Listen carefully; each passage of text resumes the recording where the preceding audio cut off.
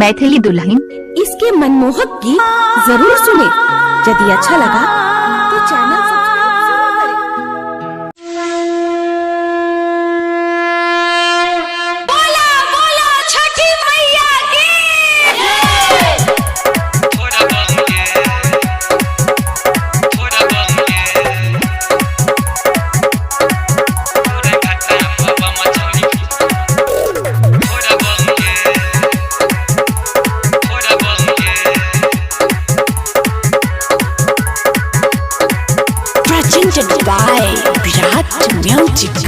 तोरे घाट घाट बनहिबो फूल पताका से घाट सजहिबो हे गल तोरे घाट घाट बनहिबो फूल पताका से घाट सजहिबो तोरे घाट घाट बनहिबो फूल पताका से घाट सजहिबो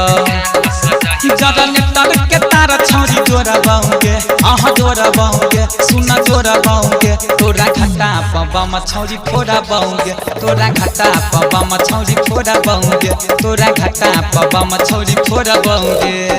तोरे घाट घाट बनहिबो फूल पताका से घाट सजहिबो जदन तर के तार छौरी जोरा बाऊंगे आहा जोरा बाऊंगे सुना जोरा बाऊंगे तोरा घाटा पबा मछौरी फोड़ा बाऊंगे तोरा घाटा पबा मछौरी फोड़ा बाऊंगे तोरा घाटा पबा मछौरी फोड़ा बाऊंगे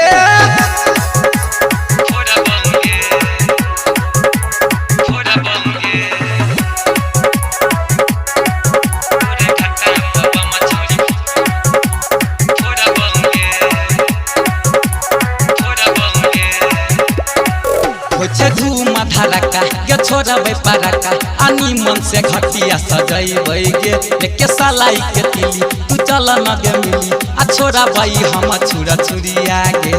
छोरा बाई हम छुरा छुरिया गे खोजे धूम धड़का के छोरा पारका आनी मन से घटिया सजैबै गे एके सलाई के तिली तू चल न गे मिली आ छोरा बाई हम छुरा छुरिया गे आकाश तारा हम हूँ छोरा बाऊंगे आहा छोरा बाऊंगे सुना छोरा बाऊंगे तोरा घाटा पबा मछौरी फोड़ा बाऊंगे तोरा घाटा पबा मछौरी फोड़ा बाऊंगे तोरा घाटा पबा मछौरी फोड़ा बाऊंगे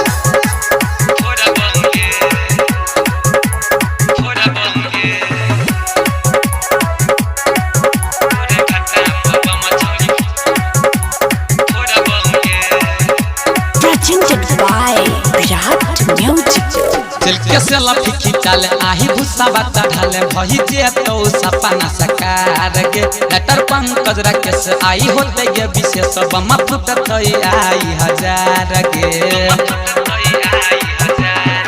चल के से लफी खिंचाले आही भूसा बात ढाले भही जे तो सपना सकार के लेटर पंकज रखे से आई होते ये विशेष बम फुटत आई हजार के राज संजन के गाना पर नचबाऊंगे आहा नचबाऊंगे सुना नचबाऊंगे तोरा घाटा पबा मछौरी फोड़ा बाऊंगे तोरा घाटा पबा मछौरी फोड़ा बाऊंगे तोरा घाटा पबा मछौरी फोड़ा बाऊंगे छोड़ बंगैया फोड़े के रहबो।